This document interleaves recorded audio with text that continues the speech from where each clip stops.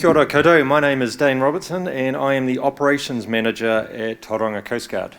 First of all, I'd like to thank Paul, Michael and the rest of the team at First Mortgage Trust for inviting me and for sponsoring our unit for the past 5 years. What I'm going to do is talk a little bit about what Coast Guard does and what we don't do and where we're heading in the future. Before I do that though, I'll tell you a little bit about myself. I was born and raised in Oamaru, so for most of my schooling life I watched our rugby team fight for the wooden spoon of the 3rd Division against the West Coast. They got a bit better since then, which is good. And for the, prior to my job at Tauranga Coast Guard, I was a school principal, a primary school principal up at Kaimai School. I did that for 10 years and decided I needed a change, and I was really lucky and fortunate enough to be offered this role as the operations manager. So what does Coast Guard do? We are a volunteer organisation. I'm the only person who's employed full-time at Tauranga Coast Guard. We also have a part-time office administrator and a very part-time assets manager. Gary comes in once a week to maintain our vessels, which we'll learn a little bit more about soon. But most of the time he's a real estate agent, so I keep him in the honest work, working at Coast Guard. Hopefully there's no real estate agents here. They're lovely. Yeah. We have 3 vessels. Our first one is called Tech Rescue. It's about 16 years old. It's the white one that you can see there. It's a catamaran. It does the bulk of our work. And we're actually in the beginning of replacing that, and I'll tell you a little bit more about that soon. Tech Rescue was, its maximum speed is about 55 kilometres an hour. And it will handle up to 8-9 metre swells, waves, and 40 knot winds quite easily. We are able to do a lot of work on this boat, and it's a workhorse boat. It has 2 jets, and inside the cabin itself is a number of different ways to steer it. One of the main ways to steer it is with what we call controlling our buckets. So we have a steering wheel, but we also have these 2 levers, and that will direct the water and direct the jets and fire them anywhere. So it actually gives us the ability to move sideways, spin around in circles, which is actually really important when you're barging up a multi-million-dollar vessel and trying to park it back in its berth. It also has a little, what looks like a mouse, and we call it the mouse. And when we push that button, if we slide the mouse forward, the boat will move forward. If we move it to the side, the boat moves to the side. That steering system alone is $70,000. We also have what's called our Sea Legs Rescue. I call it Coast Guard Orange. Waihi Beach Coast Guard calls it Coast Guard Pink. But it's a really neat vessel, and the reason it's really useful for us is if you can look at the front of it or the bow of the boat, you may be able to see a wheel there. And the reason is we have wheels is they actually drop right down, and we park it in the shed, and then when we need it, we drive it out, drive it down the road, drive it into the water, lift up the wheels, and away that vessel goes. That vessel is only about 8 metres long, and when we built it, cost almost $300,000 to get that built. It's really useful though because we don't need a tractor and a trailer to take it down to the boat ramp, so we can get on the water really quickly. It does a lot of our inner harbour work, and its maximum speed is about 70 kilometres an hour, so it's actually a really quick and agile vessel as well. The last vessel there is an AC-36, so it's an America's Cup vessel. We don't actually own it, but we are allowed the use of it. It was originally intended to be down at Taranaki Coast Guard, but Taranaki decided to go up to a larger size. So Coast Guard New Zealand contacted me and said, would you like the use of this? And I said, I'd love the use of this, but I don't want to pay for any maintenance on it. And they said, yeah, we'll pay for that. And I said, well, we've got nowhere to put it. We don't want to build a shed for it. And they said, oh, we could park it somewhere. And I said, there's no somewhere in Tauranga to park it, but what we could do is leave it in the marina. And they went, oh, that's a good idea. And I said, I'm not paying the marina fees. And they went, oh, we'll pay them too. And I said, well, we have to keep it out of the water, so they also paid for a lift. So as we park it, we pump it full of air, the lift, and it lifts the whole boat out of the water, which protects the hull. That vessel is very quick. Its maximum speed is almost 90 kilometres an hour. Not that we will ever do that. And it is capable of actually doing quite a lot of work. The reason that we don't want it though is because we're building a new vessel, which I'll explain very shortly. So we're allowed the use of it, but we don't own it as a unit. In the winter it went to Raglan, it went to the Hawke's Bay, and it also went to Waihi Beach Coast Guard because they were having work on their vessels and they needed an extra vessel to use. So that's sort of the compromise that we've had is we know that one day that vessel might not be sitting in the marina for us to use. So we have 66 volunteers, and of those volunteers, if we combine the hours, they do almost 10,000 combined hours every year. We have radio operators, which is about a third, just over a third of our volunteers, and the rest are crew. Our radio operators will come in and do a 6-hour shift. So we have 2 6-hour shifts every day, and they monitor the VHF channels and log all our trip reports. So we do almost 30,000 trip reports every year. So every time a boat calls in, we will log it down so we know who's on the boat, we know the numbers of the people on the boat, where the boat's left, where it's going, and its intended time to return. We have 281 vessel assists last year. So last year was our busiest year. This year is almost as busy as last year. In 2016, we did less than half our assists than what we did last year. We average about 12 people every week that we go out and assist and bring them back safely every week. Our crews, we have 4 crews, and they've rotated every week. So starting Friday 8 o'clock, and then they go through to the following Friday 8 o'clock, and they're on 24/7. Most of the crews are employed or self-employed, so they will have to leave their place of work if they get called out during the week. And there's times such as myself that I've been called out at 2 o'clock in the morning on a Tuesday because someone's battery was flat as I was fishing in the harbour at 2 o'clock in the morning. But that's part of the volunteering, and it's actually, to be honest, it's actually quite fun as well. This here gives you an indication of actually what's the growth that's happening in the Tauranga area. In a recent study by the Maritime New Zealand, they estimate about 2 million New Zealanders are recreational users of the water. 13% of all recreational users identify the Bay of Plenty as their main boating destination. So we're the second busiest unit in the country. Auckland's the biggest. North Shore, very similar to us, but they don't have a radio room. We do. This here is a little map that I've put up, and this is 2 years worth of assists. Any assist that has like a little wee pink teardrop, that's a police related call out. So most of what we do is what I would call an AA type of assist. So we're like the AA for the water. We'll go out and we'll either jump start a boat, deliver fuel, or most of the time we'll tow the vessel back because it's broken down. But every now and then we will get a call out from the police, and that's more of a serious search and rescue operation. And that is run by the police, and we're basically an asset that we will do as the police ask.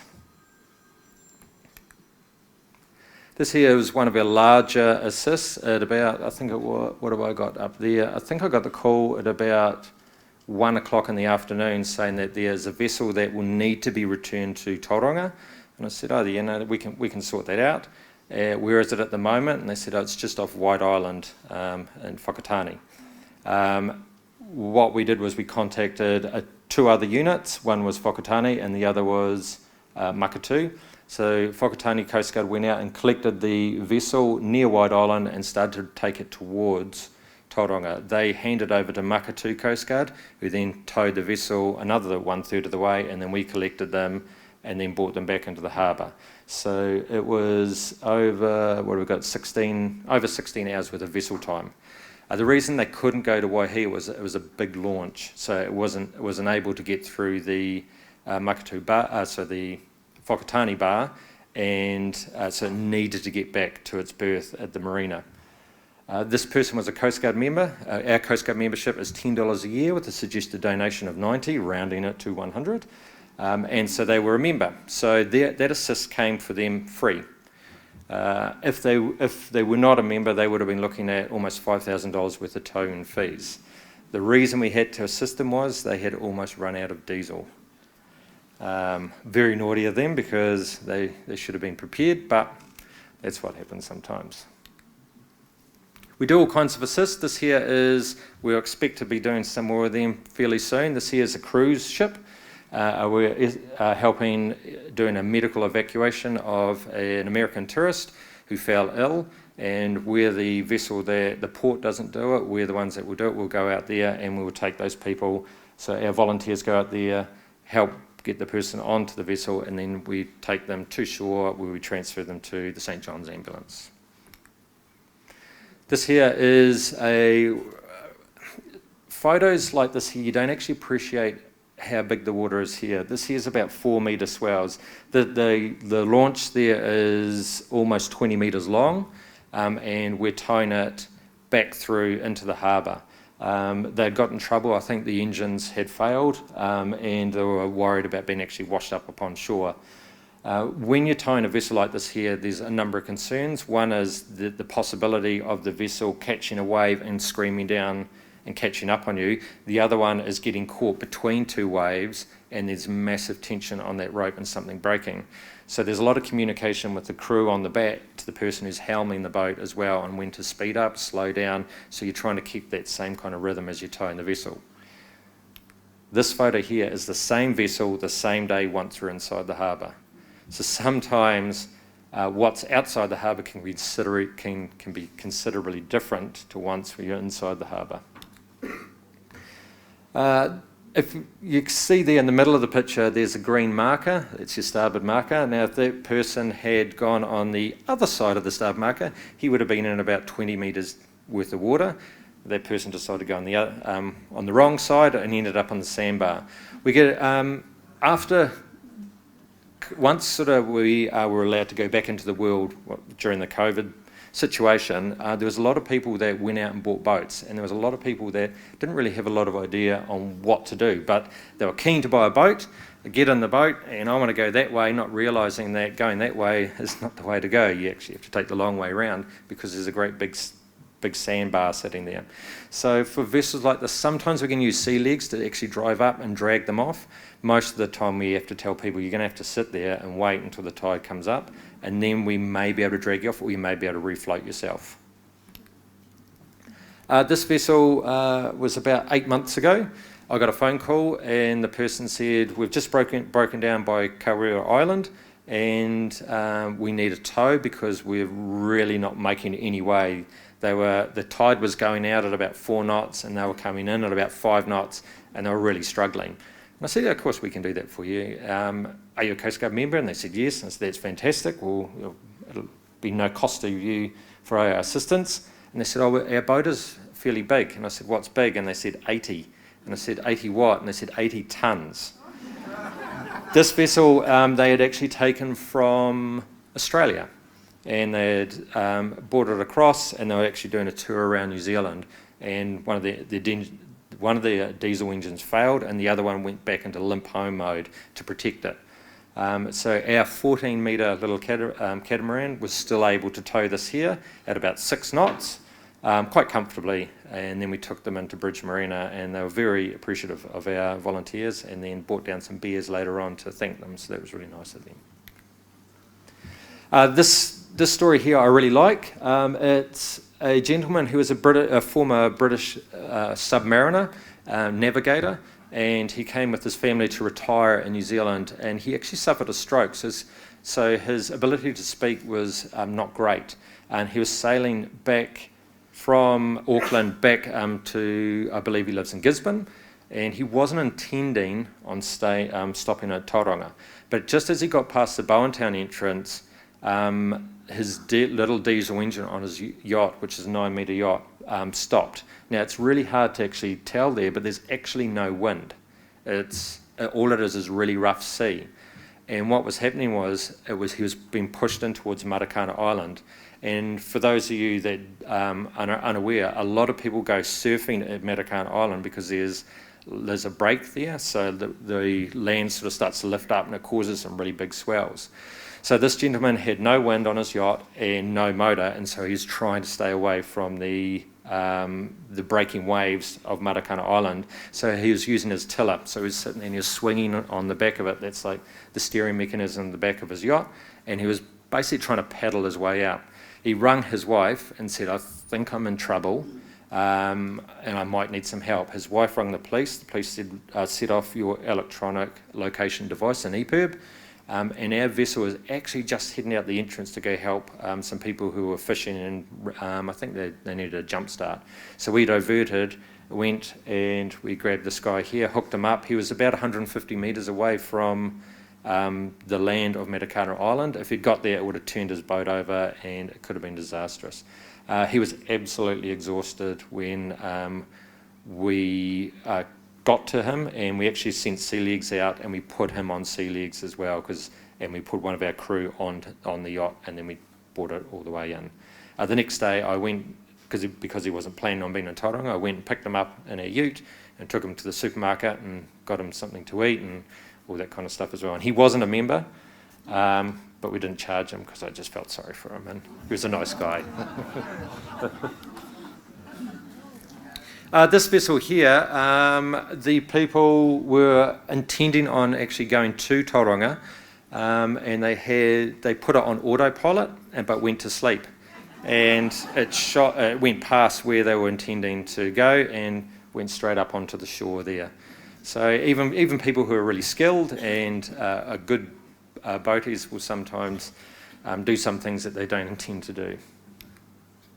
This photo is a little bit hard to sort of make out.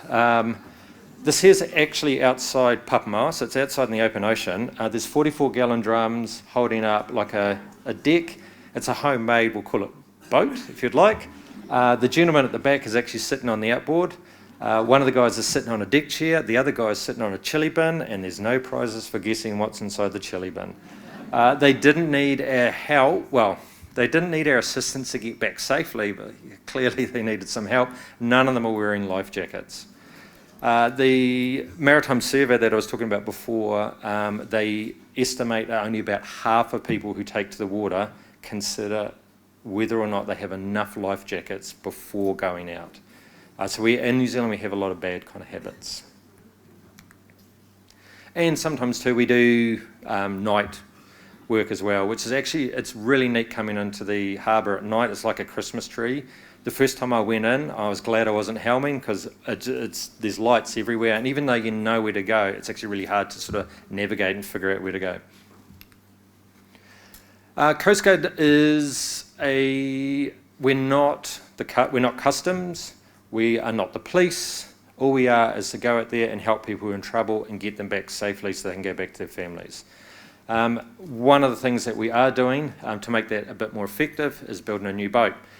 This is our new boat here. I think if I press the button, no.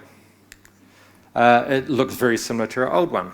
What we did was we went to a number of different designers and said we need a boat that will meet these conditions. And we selected two designers. They both designed concept designs, and both of them came back with catamaran designs just like this one here. This vessel here will do almost 80 kilometres an hour at its top speed. It's almost 15 metres long and about 5.5 metres wide. It's designed by Nick DeWall from Technicraft in Auckland, and it will be built by Q West. Q West builds all the whale watch boats, the White Island boats, customs boats, police boats, and Nick designs a lot of those as well. So we know we're getting a really good vessel. It originally was going to cost $2.3 million, and about this time last year, I contacted Q West and said, we are scheduled to be building in July of 2022. Are we going to get a price increase? And he said, I think we will. I'm not quite sure yet. I'll give you a call in the new year, but if we do, it won't be a lot. And I was like, oh, that's good. I got a call in April, and he said, you're not going to like my call. It's gone up to 2.7. The aluminium costs alone went up almost $300,000. He had to increase his staff wage by $20 an hour to hold on to staff because they were going to other places. He said shipping costs and supplies have just gone through the roof. So I had a lot of sleepless nights because I thought all I have to do is raise $1.5 million this year. Now I have to raise more than that. And at the moment, I have raised the $1.5 million, so we have 2.3 sitting there ready to go. The build has started, obviously. We won't be finished until December next year, but we still have $500,000 to go. So if there's anyone who wants a boat named after themselves, it's only $500,000. This boat here will also give us the ability to cover from Whakatane all the way up to the top of the Coromandel if other Coast Guard vessels need it as well. Coast Guard New Zealand's actually supported this vessel by allocating us $400,000, which has actually come from the Lotteries Commission, and because they actually see this here as actually a strategic vessel for this particular area. What can you do to help? Well, there's a number of things that you could do apart from giving me $500,000 and getting the boat named after you. If you have a family member or you are a person who uses the water, whether that be a jet ski, a kayak, a yacht, a boat, encourage them to join Coast Guard. It's estimated only between 5 and 10% of people are Coast Guard members. We have an Acorn Foundation, so we have an endowment fund. So anyone who leaves money in their will, what we do is actually put that into an endowment fund so that money will stay there in perpetuity, because we don't want to spend some money that somebody's given us and just spend it on fuel or something like that there. We want it to keep giving over time. And one of the other ways you can actually help us is volunteer if you would like to. We have a number of volunteers. Our oldest volunteer is in his 80s and our youngest volunteer in his mid-20s. So we have a range of different people. I really like this picture to conclude. It's a picture of the emergency services, and basically we just go where they can't. So we're part of an emergency services team that are full of enthusiastic volunteers that give a heck of a lot for their community. And I really like to thank First Mortgage Trust for helping us keep our mission of saving lives at sea going. Thank you very much. If you have any questions, I'm more than happy to answer them once you're having a cup of tea and stuff like that as well. Thank you.